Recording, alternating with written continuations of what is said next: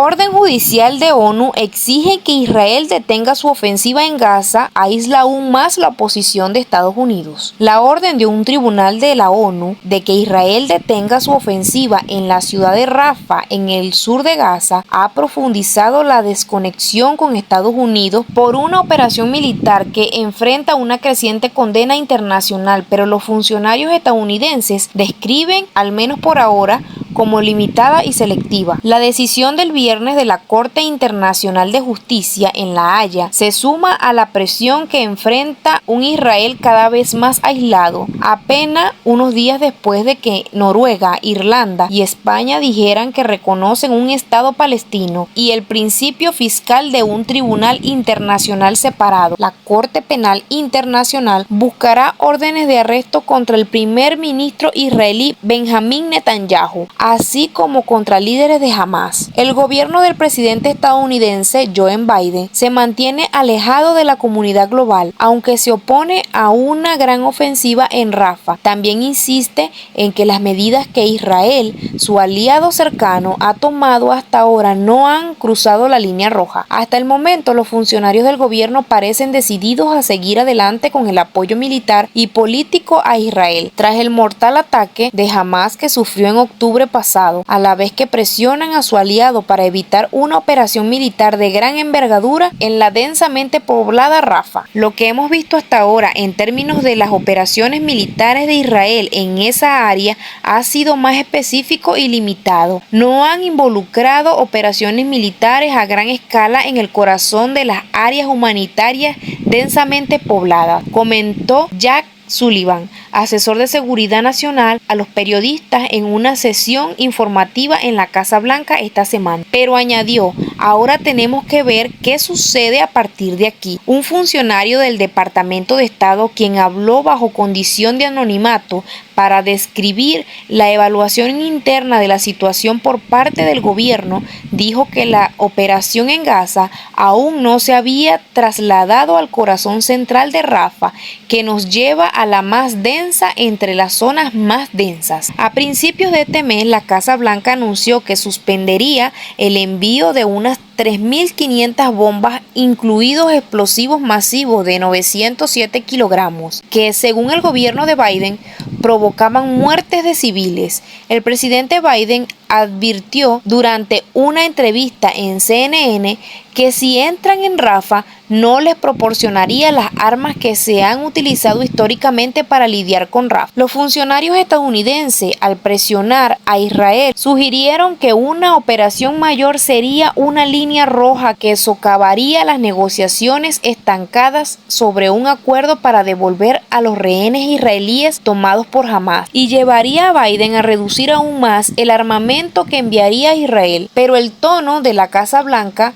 pareció dar un giro notable esta semana después que Sullivan regresara de una visita a Arabia Saudí y a Israel, donde dijo que fue informado sobre los refinamientos en el plan israelí para erradicar a Hamas en Rafah. En las conversaciones de Sullivan con Netanyahu y otros funcionarios durante el viaje, la parte israelí abordó muchas de las preocupaciones de Biden sobre sus planes para Rafah. Según un funcionario de alto rango del gobierno quien solicitó el anonimato para discutir el delicado tema, el funcionario dijo que el gobierno no llegó a dar luz verde al plan israelí, pero la planificación modificada de los funcionarios israelíes sugería que tomaban en serio las preocupaciones de Biden. Esa evaluación puede ser de poco consuelo para los palestinos que aún están atrapados en Rafah, la parte más sureña de la Franja de Gaza, en la frontera con Egipto, y donde se ubica un cruce crítico para la ayuda. Más de 1 millón de personas buscaron refugio allí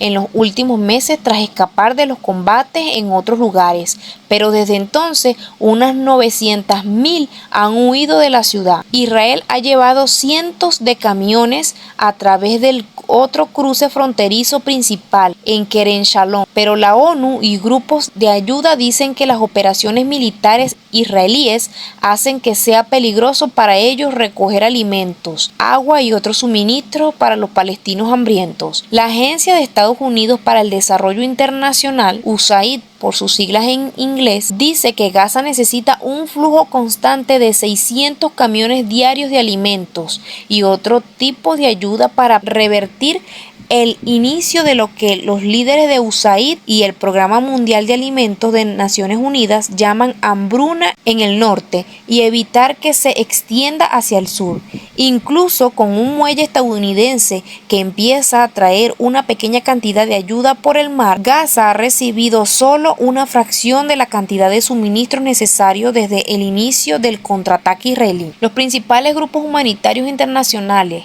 acogieron con agrado el fallo de la Corte Internacional de Justicia por la presión que esperaban que ejerciera. Médicos Sin Fronteras dijo que era la confirmación de cuán catastrófica se había vuelto la situación para los civiles palestinos en Gaza y la desesperada necesidad de que la ayuda humanitaria se intensifique de inmediato. No existe ningún mecanismo práctico para obligar a Israel a cumplir con la orden judicial, la cual además de ordenar el cese de la ofensiva también exige un aumento de la ayuda humanitaria a la región y el acceso a Gaza para los investigadores de crímenes de guerra. Israel no mostró señales de que vaya a cambiar de rumbo tras el fallo del viernes. La guerra en Gaza se desató como respuesta al ataque del 7 de octubre contra Israel, que mató aproximadamente 1.200 personas, alrededor de una cuarta parte de ellos soldados, con otras 250 que fueron tomadas como rehenes.